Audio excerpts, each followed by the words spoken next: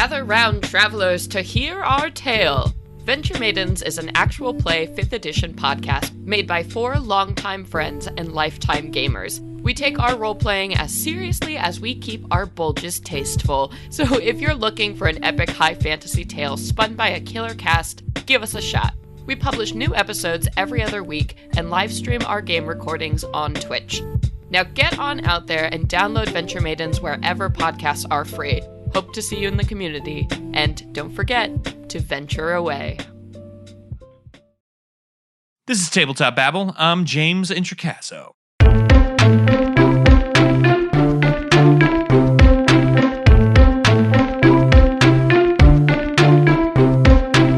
Today on the show, I'm talking with Craig Campbell and Emily Care-Boss about building an RPG from scratch. We're talking ground up. I'm talking like alpha level stuff.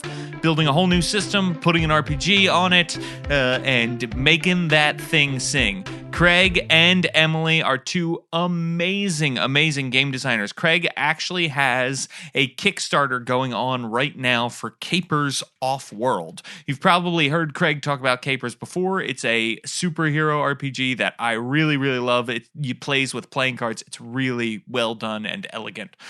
So check that out. And here is my interview with Craig and Emily right now. Okay, everybody, now I am here with 2 of my favorite game designers and people in the world. Welcome to Tabletop Babble. Craig, for people who don't know, who are you and what do you do in the world of tabletop role-playing games?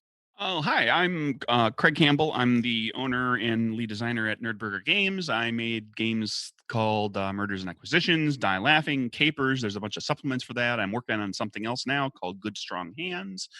I did a lot of freelancing for a bunch of other companies beforehand, and I still do a little freelancing now and then, but mostly I'm doing Nerdburger Games. Nice. It is awesome to have you back here. And Emily, for people who don't know, who are you and what do you do in the world of tabletop role-playing games? Hi, I'm Emily Care-Boss, and I am Black and Green Games. I wrote 3 romance-themed games that I put together in one book called the Romance Trilogy. And I write a bunch of different things, some LARPs, some tabletop. I got to work on the Bubblegum Shoe game that Evil Hat put out, which was a pleasure, and thrilled to be here tonight. Excellent. Well, I am thrilled to have you both here tonight. We are talking about creating games from the ground up, creating RPGs starting with nothing, the blank page, not bringing in another system to build things on, but like building a system and putting the RPG on it. And it is a scary and daunting thing. And I have done it as well with an RPG called Burn Bright that is going to be released soon. So I made that for Roll20 for the virtual tabletop Roll20. It's a science fantasy RPG that I worked on with a team of amazing people. We did a whole podcast about it on this very show, so people can check that out. But I would like to talk with each of you. Craig, let's start with you. How do you start, right? Let's say I have a cool idea. Like, I know I want to create an RPG that does X, right? I want to create an RPG that lets me play an over-the-top action movie, or I want to create an RPG that lets me teach people what it's like to create an RPG, right? The play within a play of RPGs. How do you get started once you have that grain of an idea? Well, I've found that, like, I'm going to say 2 things about this. First is to kind of actually go a little bit before what James said, which is to say that idea. Like maybe the first idea you have, like you can start tinkering with that, maybe like let it ruminate in your head. This has happened with me on a number of occasions where like the idea gets to be like a half a page of an outline of just like, some ideas of what I could do with a game idea. And then I mean, like nothing kind of falls into place immediately. Nothing starts to really kind of germinate. So I kind of like set it aside, put it on the shelf. And then, you might go through a few different things. There's nothing says you have to take that first idea that's in your head and go and run with that. And you must make it into a game. Because if you try to force something, you're going to, you run a greater risk, I think, of kind of maybe botching it. Until maybe it's, let a few ideas percolate and see what starts to actually kind of grow. But to that extent, like when I have an idea where I feel like, okay, there's something here, I didn't always do this, but I've been better about it with the last few games. Is I start with I've got 5 questions that I want to ask myself. What is the game about? What do the characters do in the game? What's the world like? What play experience do I want the players to have? And then how can the mechanics support all 4 of those things? Or at least as many of them as possible. Because the mechanics don't always have to support perfectly all those things. There are plenty of game mechanics that do some things, but then don't do others. The more generic a system is, oftentimes, the less likely it is to support a lot of nuance. It just, it's a system that helps you determine success or failure for tasks, and it may not work well for certain types of things, and you might have to tack something onto it or morph the system into something. But that's kind of where I usually start, is to kind of just get the general idea, and hopefully come up, have an idea for a mechanic that could potentially support all of those things in some way. Gotcha. How about you, Emily? Where do you start? Well, all those things creates were very smart, excellent Moat! advice. And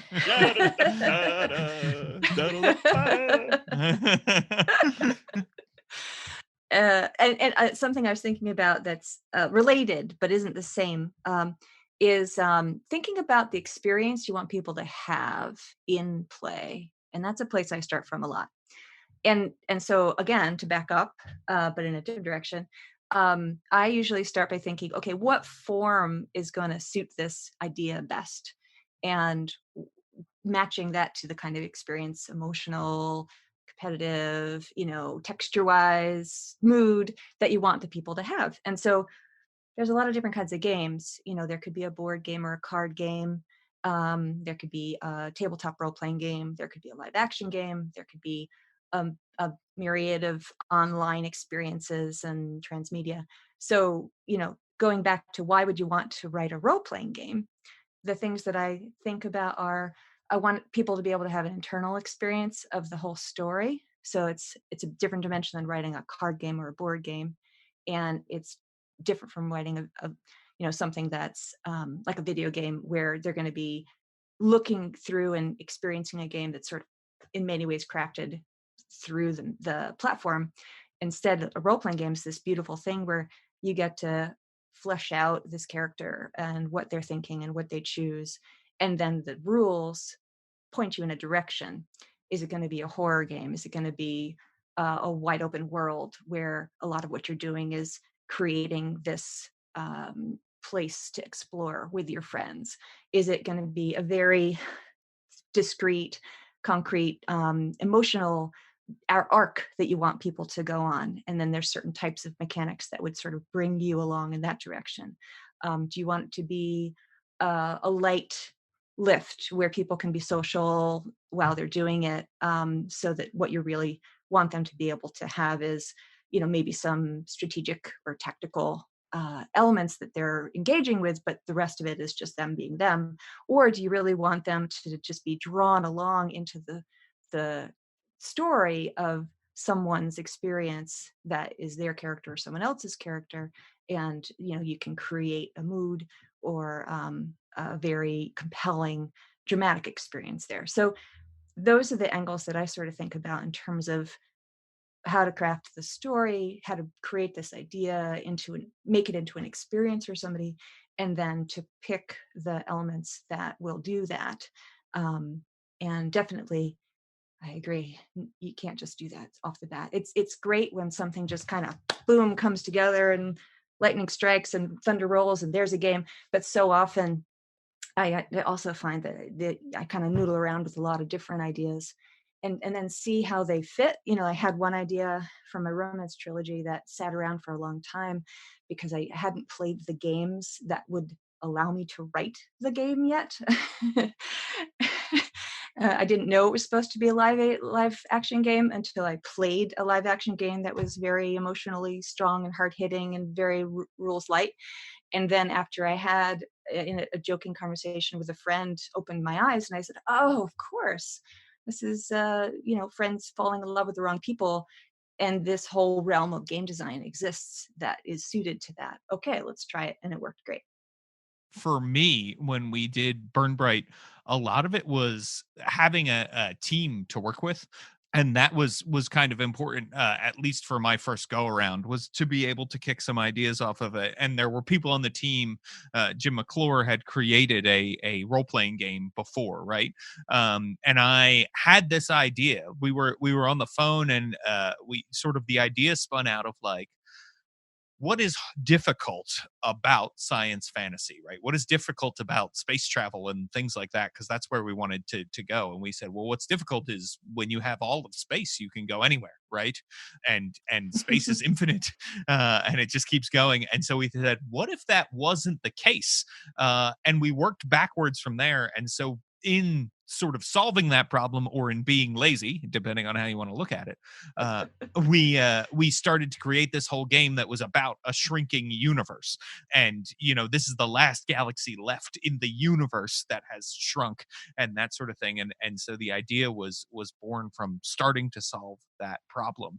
And then mechanically, we started to talk about, what should the core mechanic be for this game? Like, what do we want the gameplay to be like, right? What sort of stories do we want to tell? How do we want to encourage that? And how can we create a mechanic that encourages that? And our like core mechanic was something that we talked about a lot, because that's sort of what everything else in our case was built off of, right? That's in the D&D universe, right? That's roll a d20, and if you succeed, a thing happens. Roll a d20, compare to target numbers, see what happens, is sort of the core mechanic of D&D. How do you develop a core mechanic, Craig? What's sort of your your go-to? Because you've got games with dice, you've got games with cards, you've got games where the dice is used differently than roll and compare to target number. You've got somewhere where that happens. So you tell me, like, when you're sitting down to do something, you've got this wide variety of things you've developed. I would actually love to hear about capers, because it is a card mechanic, right? And that's not, I think most people's brains go to dice first. So specifically playing cards, it's not like a custom deck of cards. So you're using a deck. Every player, including in the GM themselves, each person has their own deck of poker style playing cards. 52 suit cards plus 2 jokers. One of the jokers is denoted the good joker, one's the bad joker. Like, what happened initially was, like, I was, and still am, a lover of Deadlands, of the original Deadlands. I like Savage Worlds fine too, but like the original Deadlands, for all of its faults and for how big and clunky it can be at times, I loved how thematically it fit the world, where you actually had playing cards, and in some cases actual poker hands that you would develop. You draw poker hands in order to determine some things, but it also used dice, so it was using both. And when I was looking at capers, I was thinking, okay, this is 1920s setting, and I toyed around with a few ideas for what maybe dice could be. And I thought, well, in the Prohibition era, certainly one of, like, it's alcohol being illegal is a big deal, but there's also illegal gambling, and, like, casinos that are also serving that, illegal alcohol and so forth. And so I decided, okay, well, what can I do with playing cards? And I toyed around with a bunch of ideas about, if you're drawing cards, there, like, there's a version where, like, you draw a handful of cards, what your cards are, you're going to play them as you need them to succeed. Or you also, like, you're going to have low cards, you're going to have bad cards, you're going to have to play those. At some point, you're going to have to fail. You could do where you draw a hand of cards, compare that to something, you have some mechanic. It could be poker, it could be actual blackjack, it could be something of your own devising. There came a point where I kind of just I was looking at the idea of just flipping one card at a time, like, and you flip the card and you decide whether, okay, do I want to stick with that or do I want to go to the next one? So it's kind of blackjack, but it's not. You're not going for 21. You're just going for high card. And then I built in, the idea that it's not just the pip value that determines. Pip value is success versus failure, but the suit is the degree of success or failure. So you can barely scrape by with a bad suit and be successful, but it complicates things. And the thing that intrigued me about the playing cards was that every card has so many inherent attributes to it that you can draw from. Where a die, you've got, like, it's what's on the, what did you roll? Is it odd or even? You can give significance to, like, the highest number or the lowest number. But with cards, you've also got the suit and the color Is it a face card or not? What do the jokers mean? What do aces or deuces mean? You could potentially have things where, like if you got a run of cards, if you got a 7, 8, and then a 9 altogether, does that do something? There's so many things you can do. And on top of it, playing cards have a history, because as you're flipping cards through the deck, you're changing the composition of the deck. So it's changing all this stuff. And as I just examined all the things that you could do with playing cards, it occurred to me, and it was kind of a bit of an epiphany, where I was like, well, this is going to be a gambling kind of press your luck system. And the characters in my game are gambling with their lives. They are criminals. They are, like living this illegal life. Or you're playing a law enforcement officer, and you're severely understaffed and underfunded, and endangering yourself all the time in order to try to stop organized crime. And it just made sense that like a mechanic that was about gambling for characters that were gambling with their lives, that was a core conceit of who these people are in the game, started to make sense. And then I just kind of built from there. So it was one of those things that I looked at a whole bunch of different things that you could do with cards. And then finally one was like, well, that makes sense for the system, or for the setting, for the world, for what's going to happen with the game. Like what I was talking about earlier, which is like, getting the system to support what the characters are doing, have it kind of be appropriate to the setting in some way. This is like probably the game that I've designed where the mechanic is most appropriate to the setting, just because of playing cards in the era. So it kind of was a lot of trial and error of just examining what you can do with cards, and then finding the variant that fit. Yeah. Well, like you said, I think at first blush, all randomizers sort of appear equal. And that is not true at all, for all of the reasons you just stated about cards, right? They're random. They have a cycle that you go through, right? If you're pulling them from a deck, once you pull a king from that deck, there's now a smaller chance that you'll get a king the next time you pull from the deck, right? And so there's all these different things. You've got the suits, you've got all kinds of cool stuff going on there, and I truly love that. Emily, what about for you? How do you like to come up with a core mechanic for your game? And if you have an example to use, that would be great. Sure. I think again, yeah, it's similar where I look at what the central element of the idea overall is, and then find whatever the structure is that works for that. I was thinking about breaking the ice as I was thinking about answering this question. That's my first published game. It's a romance themed game where it's a two players taking the roles of two characters who are going on 3 first dates, or date like things, whatever, 3 encounters, where they then are finding out whether the characters have enough chemistry and durability of their relationship for it to go anywhere. And it's a cooperative game, so that really steered me when I was thinking about what mechanics to include. I wanted something that the 2 players could build on together, and also that would create a lot of interplay between them, so it didn't feel like 2 solo games happening. So I ended up using dice that allowed the players to share a character sheet where they're building up attraction points, and then also possibly compatibilities, and they have to make a choice whether they're going to increase the attraction between the characters at a given time, or to choose a compatibility. And then with each date they might lose some of the attraction, but the compatibilities are stable and they're a little harder to make. So over time you have more dice that are added into your pool, which is added through the compatibilities. But you have the opportunity to make these compatibilities that, the attractions at points add the dice to the pool, and the compatibilities are what make it more likely at the end that the characters are actually going to stick together and have this be a meaningful relationship in their lives.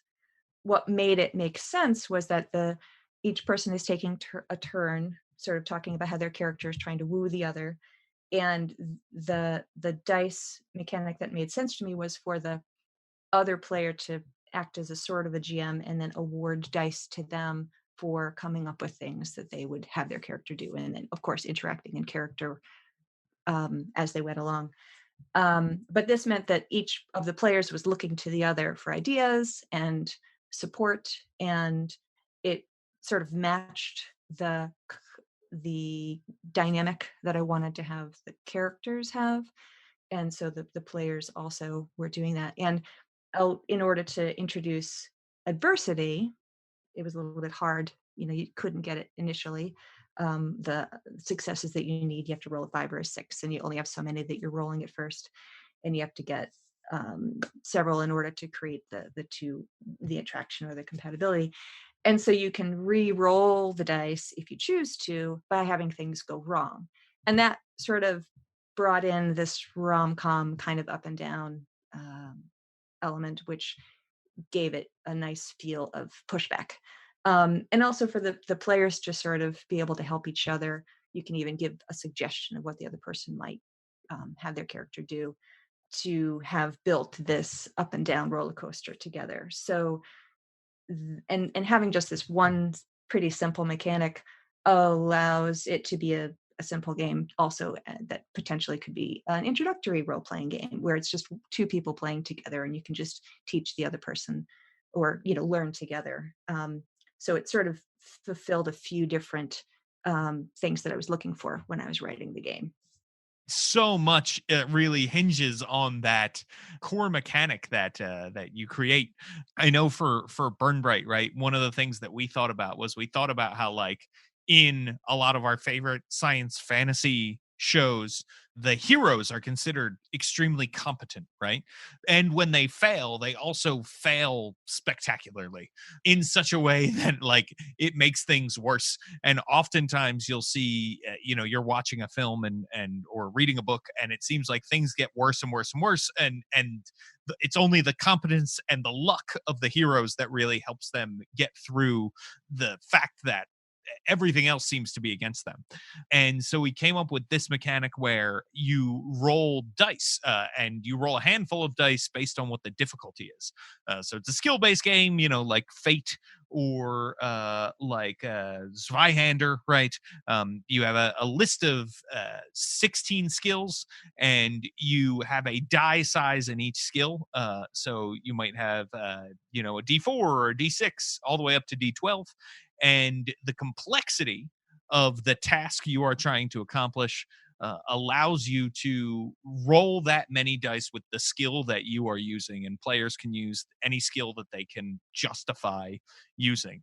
And so if you were going to clear a pit, you might use athletics as the obvious choice to jump over. You also might use, engineering to figure out where you should kick off the wall so that you can better move across this pit. Or you might use computers to rewire a robot that you found and sort of turn it into a jetpack and fly across, right? So you've got all these different options. The GM sets the difficulty, and then you roll that many dice based on whatever skill you're using. So if you have a D12 in the skill and the complexity is 3, you roll 3D12. If you have a D4 and the complexity is 2, you roll 2D4. And if you have doubles, you fail, is sort of the idea here. And when you fail, failure always has a consequence associated with it. It's not just you don't do the thing, it's that you would fall down this pit, right? In this case, probably. Jetpack robot attacks you. Right, exactly. Jetpack robot comes to life and attacks you. And we found that started to work really well because then in combat, it became, we extrapolated that everything you do starts at a lower complexity, and you can take as many actions as you want on your turn until you fail. And each time you do, the complexity increases by 1. So there's a little bit of a push your luck mechanic there then of saying, do I want to try to do this, this third action, this second action? Because my risk of failure goes up, but we really need to get through this because the 2 people before me went until they failed, and now we're in deep trouble, right? So there's some fun stuff going on there. So once you have your core mechanic, Emily, where do you go from there? Like, how do you build out your game once you sort of know what the core of it is?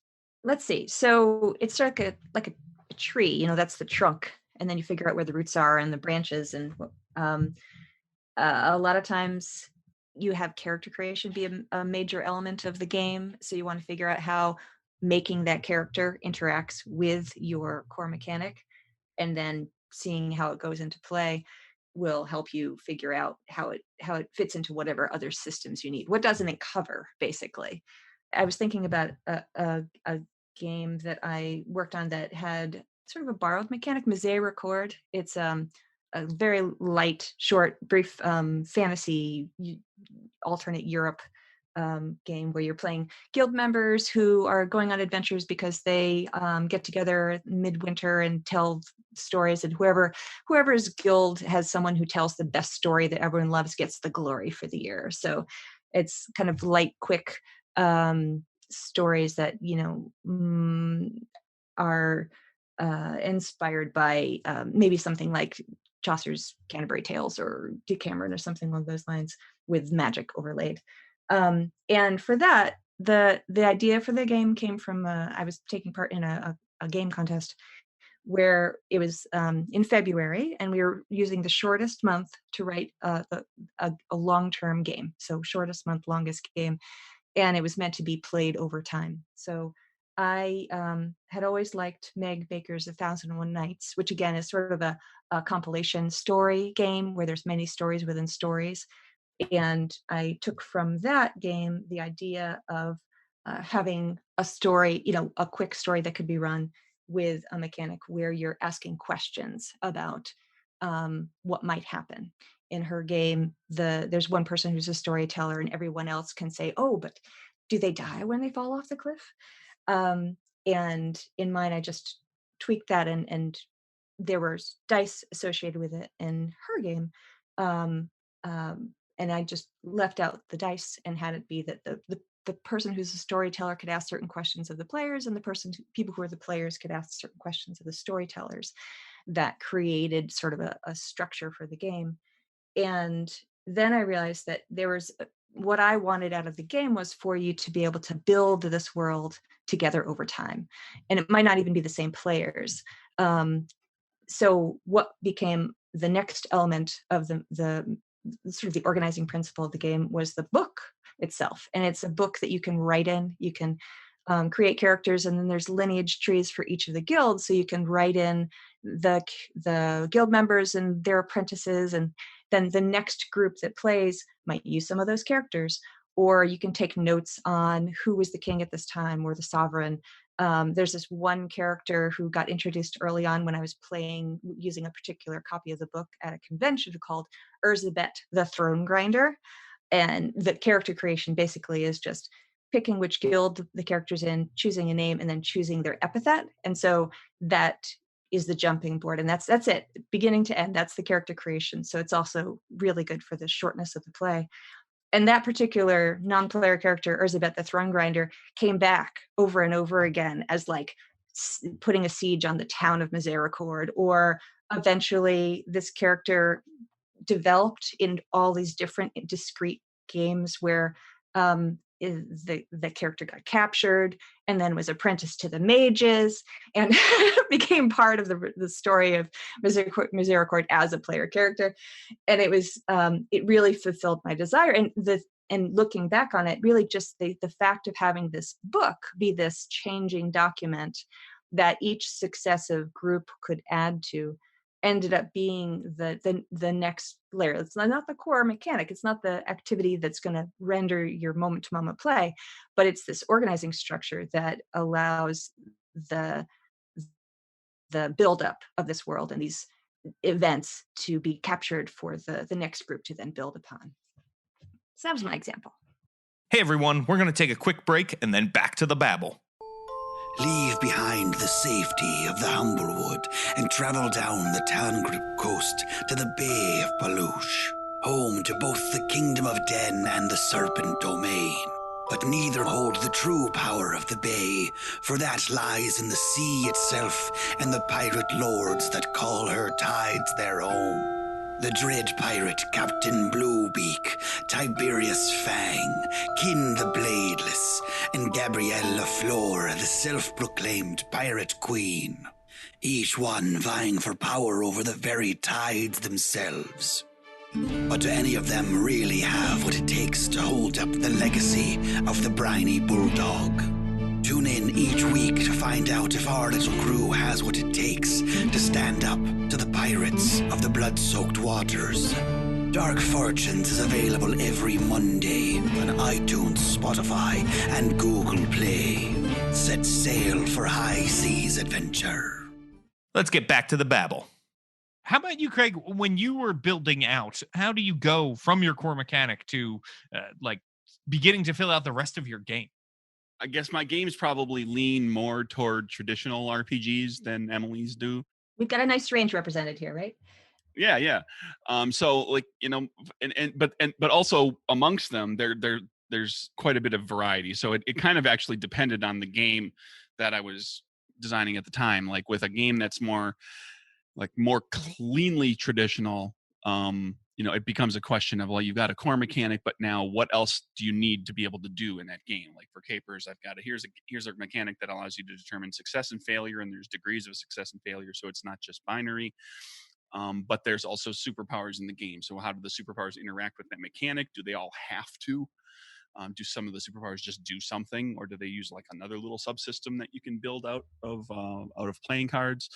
Do you have things that are outside of the mechanics that can influence the mechanics, like having ways to reward players for role play or for decision making?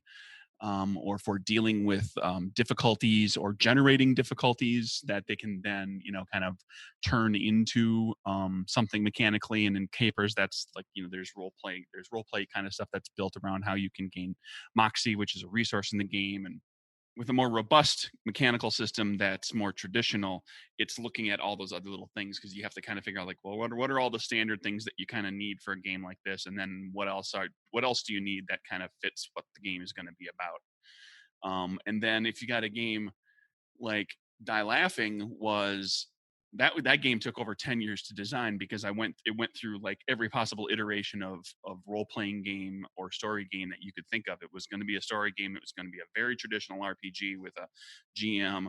It was going to be a card-based kind of thing at one point. And it went through a couple of those things a couple of times, where I just kept revisiting it. And once I kind of hit the core conceit of what became the game, like the mechanic, once I nailed on the mechanic, I started looking at like, okay, well, what else goes in here? And I examined the mechanic, and I thought, okay, you're rolling a pool of dice. It's always just this pool. The pool gets smaller and smaller as you go, because that's the countdown to your character's death. That's what the game is about, killing off the characters. It's a horror movie game.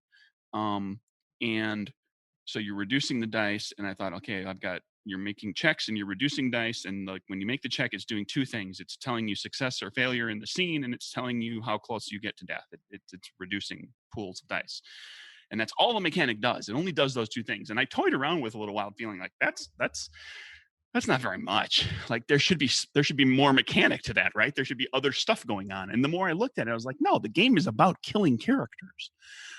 So like the next step for some mechanical systems is to not develop more to build into it, and say, does this mechanical system accomplish the thing I'm trying to do with this game?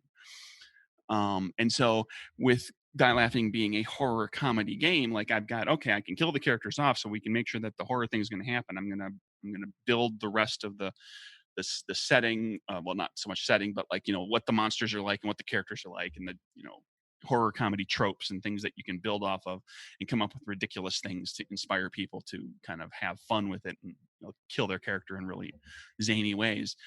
And so then it became like the mechanics were like, oh, it does these two things. And now the next step is like, what else needs to happen to support that? So I actually got to the point where the mechanics supported what I wanted the game to be about, but then I needed to make sure that all the other stuff about how the game functioned supported the mechanics and what the game is about, even though the mechanics are ridiculously simple. And it took me, 12 years to figure that out. So, but you did, right? I did. I kept coming back. That's the thing. I've got games I'm still working on from 20 years ago. So go.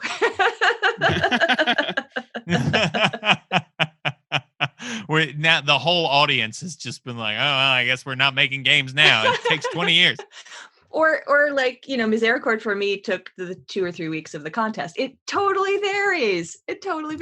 Yeah. Well, I said, like right at the beginning said, sometimes the thing goes back on the shelf, and Die Laughing went back on the shelf like probably 5 times. And I made, 2 other games before I finally went and before the great bird of inspiration took a giant dump on my head and said, oh, this is what it should be. It should be a movie that you're in. And then I had the narrative of how the movie functions. And when your character dies, you become a producer and you continue to influence the story. And that was like, okay, because ultimately the game was an attempt, and that's why it took so long to do this, was Die Laughing was an attempt to solve a problem in horror games where when you have horror games where characters actually die and it's not just creepy atmospheric horror, what do you do when your character dies other than just make a new character? And I wanted to have the players do something other than make a new character, and it took me a decade. So that's a great idea. So you play from a different perspective. You're not just within the character, but you're sort of producing this movie so that you can have a sort of a broader view. Is that what? You do get there comes a subset of rules for producers only where they have points to spend and they continue to manipulate the story. And like in the game, when you're playing your character, you can kind of be screwing with other people and they can be screwing with you, so there's back and forth. But once if everybody gangs up, because James, you've seen this, everybody gangs up on somebody and somebody gets killed in like the third scene, and then now they're a producer with a bunch of points and you can't touch them. Mm-hmm. And they can just sit there and mess around with the people who led to their demise in the first place. And it becomes like a revenge on the player thing. It's like, I'm going to kill your character. But that's okay, because that's what the game is about. It's very fun when you are the one taking revenge too. I've been in that position before. I've run, and it's GM-less too. So nice. It's a free for all. And it's a fun bit too, where like, if you got enough people that have played the game before, sometimes people will race to producer. They'll try to get their character killed as quickly as possible because they know that they can just mess with everybody for the rest of the game. Yeah. One thing that I have found in Burn Bright, right, is that sometimes depending on what sort of game you're making, there can be a lot of like iteration of things. Like, okay, I know that I've got this, and now I know that my character. So, for instance, in Burn Bright, characters advance through a story path, right? We wanted to sort of encourage the characters to engage with personal narratives, and the way we did that was we created these sort of 5-beat or 5-act story paths that have very sort of vague parameters and goals that you can achieve, and each time you achieve one, your character gets to increase a skill or they get a little special something, right, as they go forth. And we didn't want them to be too constricting, right? So like in the revenge story path, if you take the revenge story path, you may decide at the end not to take revenge, and so your path kind of branches that way. But what I found was like, right, once we were like, yeah, this is great, and we made the first one, then it was like, okay, now we need to make however many of these we think we need to make, right? And that's a big part of it, is thinking about okay, I have this. Do I need to iterate on this? Do I not? Is one enough, right? Is one of these things that I am creating fine? If not, how many more do I need? We ended up with 40 story paths in the book because we wanted people to feel really free. But honestly, more than that, and we were like, well, now we're just splitting hairs, right? Because this story we're talking about really could fall under X story path, so let's eliminate that for now. And finding that balance, I think, was hard, which brings me kind of to play testing. Sounds like you killed your darlings. We did. I did kill some darlings. Is that a thing that I should do as a game designer? Kill those darlings? It depends. Absolutely. I mean, if they're darlings and that's all they are, they're not serving the game. And because it's perfectly fine to love parts of your game. But, obviously the intent of that phrase is to say, don't hang on to something just because you think it's wonderful and precious. You got to let it go if it's not functioning or helping. It might be just getting in the way. Yeah, and sometimes you can develop a superpower for your very first superhero game, and it just doesn't want to work, and so you dump it, and then you put out 3 supplements, and when you get to the 4th book, you're like, oh, I finally figured out how that superpower should work. Oh, that didn't happen to anybody did it, Craig? No, it didn't happen at all to anybody. It didn't happen to somebody who just did that, who just rewrote that power last week for another game. totally did not happen. So sometimes you can recycle your darlings. Is that the lesson Yeah, there? that said, some of them are still in the blender. Okay, so let's talk playtesting, because how soon? In my experience, the sooner the better, right?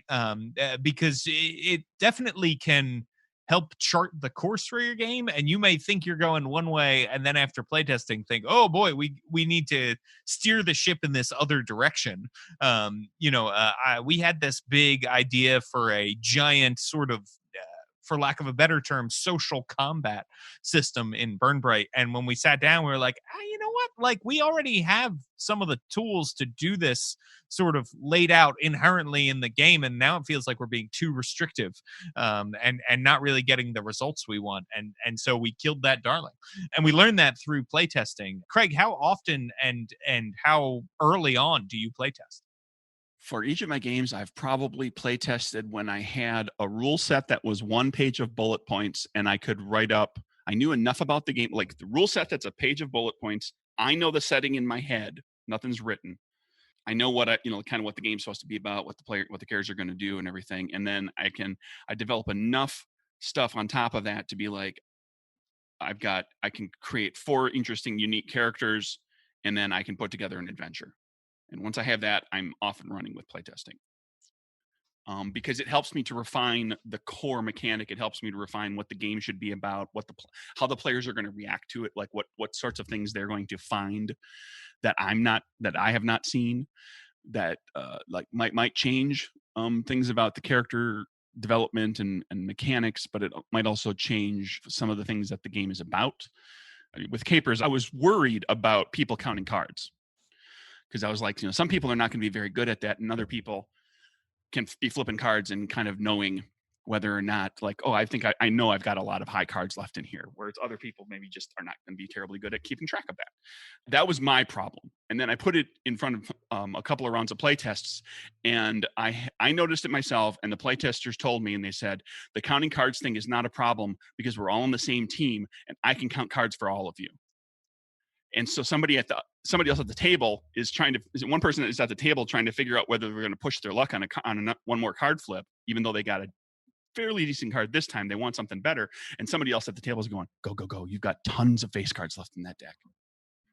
And it becomes this whole dynamic. And I actually ran playtests with like 10 and 12-year-old kids who were there with their parents, who never once picked up their phone, who were like focused and looking at one of the great things that I love about Capers is that, like, when it's not your turn, people are watching other people flip cards, because they're like, there's the tension of what's going to flip next, and they're giving them advice about, like, I don't know, man, we've gone through like half the deck, and like that bad joker's coming. So yeah, I play test as quickly as possible, because the players are going to tell me things about the game that I was completely wrong about in just by looking at it in just my single point of view. That is so true. How about you, Emily? Do you have any advice regarding play testing? Yeah, I like to play test as I'm designing. So I'll come, maybe I'll have a certain part of it, and I love to sit down with a friendly, willing participant who is fine with this not actually turning into a full game. And then we just try out that section. And I find that really helpful. Things in your head are different from what they are at the table, and things in play have different dynamics and modes, and you can get a lot out of road testing a part of a system even before you've got the whole thing.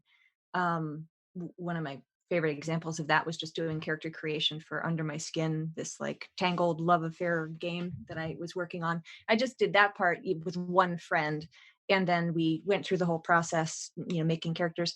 And there was a weighty emotional component, the core issue for the character.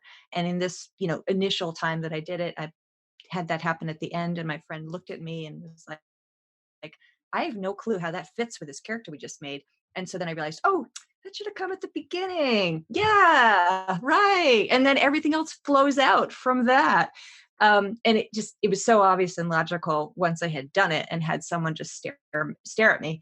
And but I hadn't realized how big the order mattered in that case.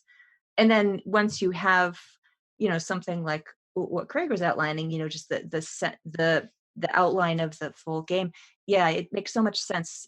Once you can envision whatever it is that you're trying to test, when you've got the whatever sections or the full thing, it makes so much difference to see and play, because you just don't know what the dynamics are going to be. That's a place too, I find, where it really helps me to bring out all of my ideas to the table, and then I see what I actually need. So that's a place where I can find, oh, that whole set of mechanics, or that more complicated way of putting that into action isn't needed. The people get it from this much, so that's all we need. And I've played games where I've dropped out rules after being able to put it into play, or you find the gaps, and you realize, oh, okay, once we get to this point, we need more structure.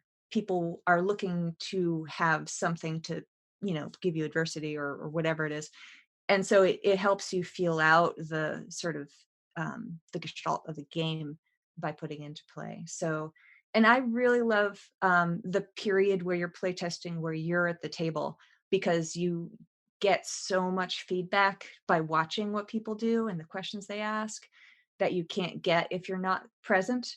And obviously, eventually, the text has to go fly, be free, and go out into the world and be played by people, so that you can make sure that it doesn't require you at the table to make it happen, because that's non-functional.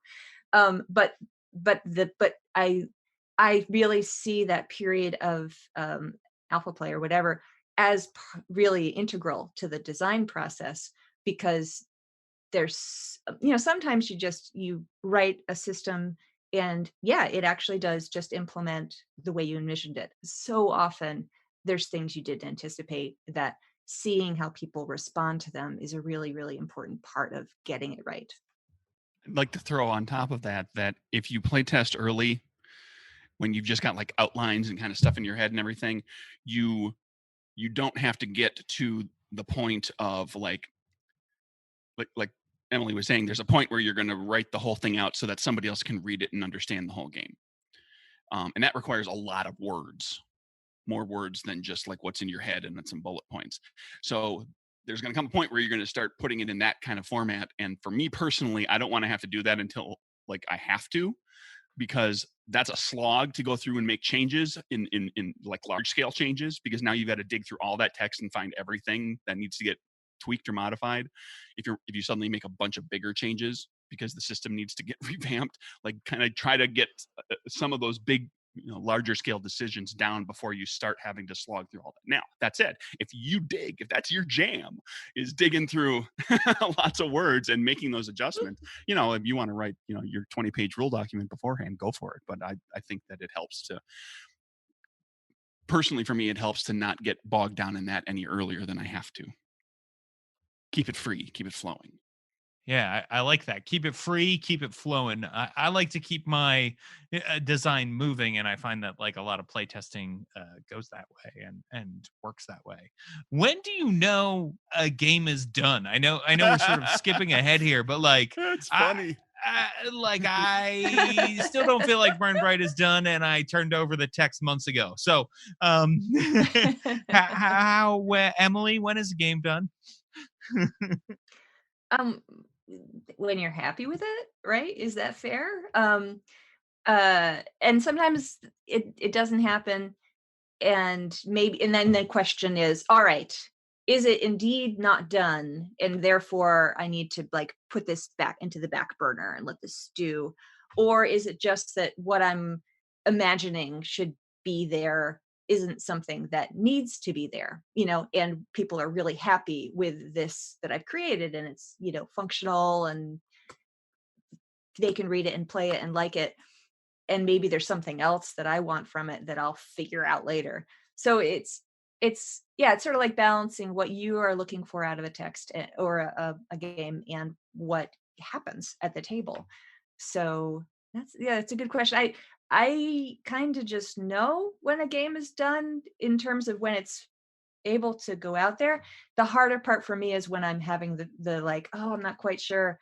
And then sometimes, I just kind of keep working on a game over and over again. So I don't have anything definitive. How about you folks? Do you have like a definitive like marker, or what do you do? How do you figure it out? Craig, please tell us.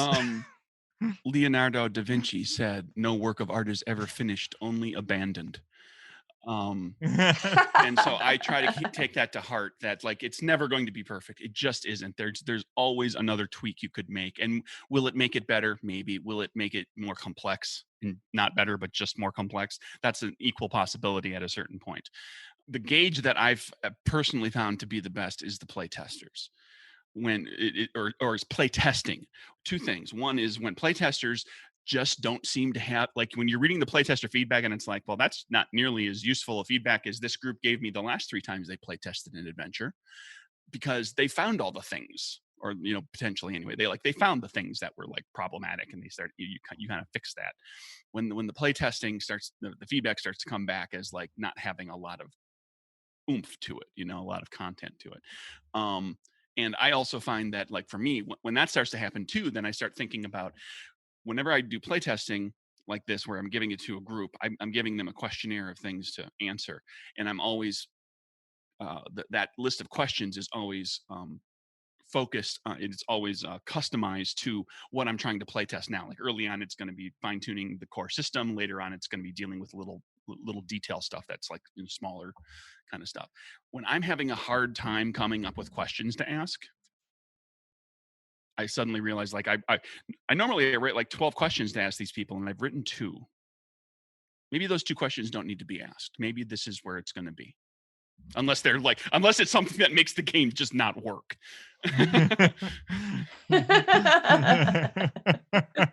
Well, and I do think there's what you were saying about Leonardo da Vinci, right? There's that Voltaire quote about perfect is the enemy of good. As my mom would paraphrase, perfect is the enemy of done. I do think there's something to that any role-playing game, especially ones that we spend a lot of time with, I feel like the more we spend with them, the more we see, I would have done this differently. Well, I would have done this differently. Well, yeah, if we had 2 years to keep playtesting them and keep them going, maybe, but we don't. I had another idea, or another marker came to me. And that is, you feel it when you're running a game, when you're no longer playtesting. When you are running a game for people and the game plays and you're kind of in that audience mode where you're just enjoying what's happening, and you're obviously structuring it because you're running it or making it happen for people, but the things that come out of it are enjoyable and engaging and enthralling and what you wanted, then I feel so confident the game is done because it's accomplishing what I want to.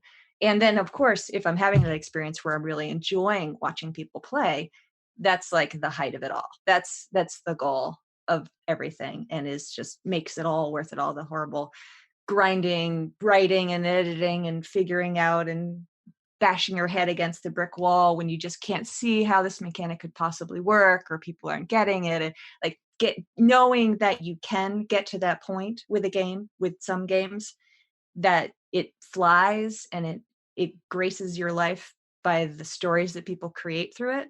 That's the holy grail. That's what we're looking for. And it's possible. It happens. And you know it when you see it and you get that experience. I think real quick as a corollary to that, because that's very true. That's spot on, Emily. I think that it manifests for me when I'm not taking notes. Like if I'm sitting at a table and I'm only halfway through figuring the game out, I'm jotting things down. Like, this needs to be reworded. This thing's broken, And when you get to the point where like you get done with the game and you realize you just had fun running the game, and you look at your notes and you're like, I don't really have anything that anything significant. Like I wrote down 2 things, but it was just like, I need to reword these things.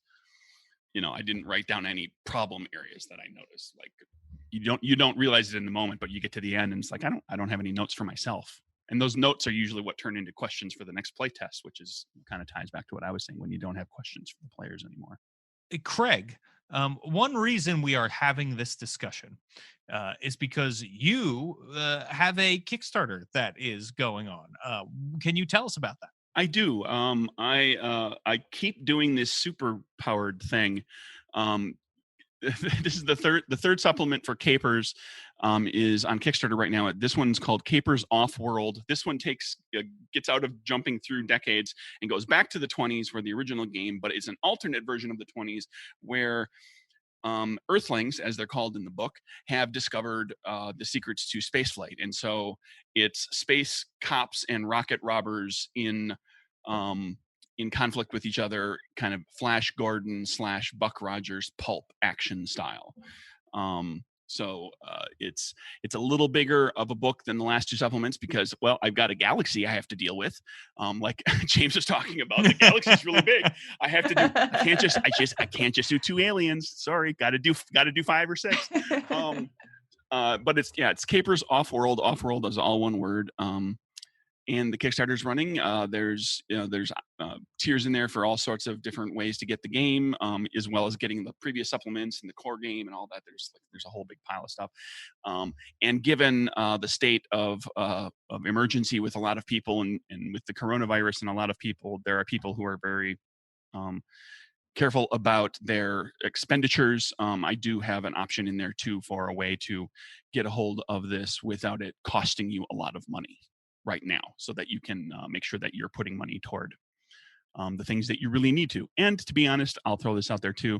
If you take a look at it and you just don't feel, even though you like it, you don't feel that you can back the game right now, that's okay. Please don't back the game if that is the case. You can get it later. It's okay. That's awesome. These are trying times. We're all trying to respond the best we can. So I think that might be the first time that I've pitched a Kickstarter and said, please don't back the game. but use your money for where it's really needed. But if you got a couple of bucks and you want to be a space cop, then you have an option. Yeah. And Emily, do you have anything you would like to plug, or do you want to let people know where they might be able to find you? Yeah, I'll just talk about where people can find my games. blackgreengames.com is my website. I've got the Romance Trilogy and Misericord and a bunch of other stuff for sale, mostly by PDF right now. Not going to a lot of cons right now, but people can always find me on Twitter at Emily Care. I'm always happy to chat and talk about my games or game design or whatever people want. And I don't have anything on the horizon right now, although I'm just working on just a million things. So hopefully I'll land on one thing in the near term. And what about you, Craig? Where can people find you? You can find me. I'm at Nerdburger Craig on Twitter. The website is nerdburgergames.com. There's at the website, there's links to a Discord and all that sort of thing. And I'm pretty active there. So you can always, it's pretty easy to interact with me via Twitter or the Discord. So those are your best bets. Nice. That's great. Well, thank you so much for joining me on Tabletop Babble today. I really, really appreciate it. Thank you. It was Thank blast. you, James. Hey, everybody. Thank you so much for listening to Tabletop Babble. You know, Tabletop Babble could use your help growing, and you can help us do that for free. Head on over to iTunes. Leave us a 5-star review. You can make me say anything you want because I read the 5-star reviews out loud here on the show. Plus, it helps other people find it. It's now called Apple Podcasts, not iTunes, but, they're sort of interchangeable with the lingo for people who are in the know, aka old people like me. If you're listening in Apple Podcasts right now, you can go into your app and pop on over to the review section and just hit that 5 stars. It would really, really help us out a bunch. Please, please, please.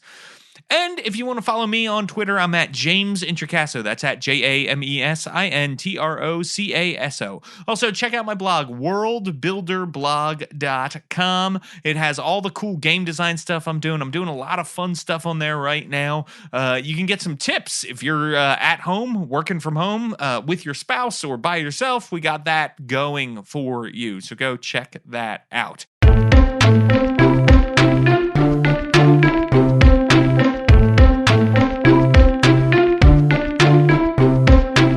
Tabletop Babble is a show on the Don't Split the Podcast Network. Thanks to Rudy Basso for founding it with me. Our theme music, which you're listening to right now, was provided by Battle Bards. Don't forget, RPGs are like sex.